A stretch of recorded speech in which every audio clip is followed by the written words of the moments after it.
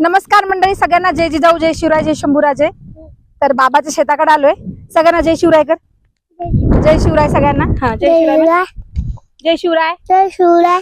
तर बाबाच्या शेताकडे आलोय. वातावरण खूप जास्त छान आहे. बाबाच्या शेतामध्ये हळद आहे, सोयाबीन आहे आणि फळांचे भरपूर झाडं आहे छान. शेतामध्ये खरं सांगू का, लहानपण गेले. आम्ही शेतकऱ्यांच्या पोरी शेतामध्ये लहानपण गेले आणि शाळा सुटली, 4ची शाळा सुटली की 4:30ला मी शेतात उभी राहायची. शेतावर खूप जास्त प्रेम आहे माझं बाबांच्या, कारण की गरिबीतून दिवस काढले. असं वाटायचं की कधी बाबाचे चांगले दिवस येतील. 1-2 एकरची 4 एकर शेती कधी होईल, पत्राच्या घराचं म्हणजे सिमेंटचं घर कधी होईल, असं खूप जास्त स्वप्न होते. आणि ते हळूहळू सत्यात उतरतात. कुठल्याही गोष्टी पूर्ण व्हायला वेळ लागते. चला, ते हळद आहे बाबाची, हळद दाखवते.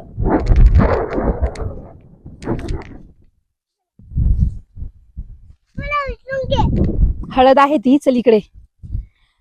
आणि माहित आहे का, असं आम्ही सुशिक्षित आहोत याचा अर्थ असा नाही की शेतीत कामं केलेले नाहीत. मस्त कामं केली आहेत. आईसोबत खुरपायला सुद्धा यायची, म्हणजे निंदायला म्हणतात इकडं, कुणीकडे भांगलायला म्हणतात. फार छान वाटायचं लहानपणी.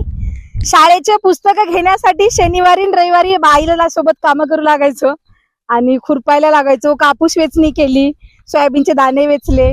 कामं शेतीत कोणते नसतात, खूप कामं असतात शेतीत. मस्त केले लहानपणी.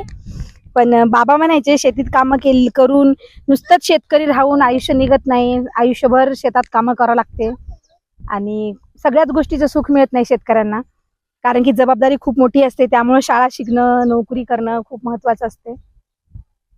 खूप छान आहे माझ्या बाबाचं शेत. माझ्या बाबांनी शून्यातून विश्व निर्माण केलेलं आहे. बाबाच्या बापदाद्याचं 2-2.5 एकर काहीतरी होतं. आता माझ्या बाबाला 10 एकर शेत आहे. मस्त शेत आहे. बोर आहे, विहीर बुजवली शेतातली, बोरला पाणी पण भरपूर आहे. बागायती शेती आहे माझ्या बाबांची, खूप छान.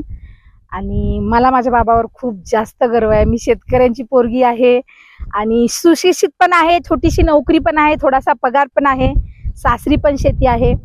खूप जास्त लागत नाही हो सर्वसामान्य माणसाला. आणि खूप श्रीमंती पाहिजे नसते आपल्याला, थोडीशी श्रीमंती, खूप जास्त सुख, बस असंच असते. थांबते इथं. जय जिजाऊ, जय शिवराय, जय शंभूराजे सगळ्यांना.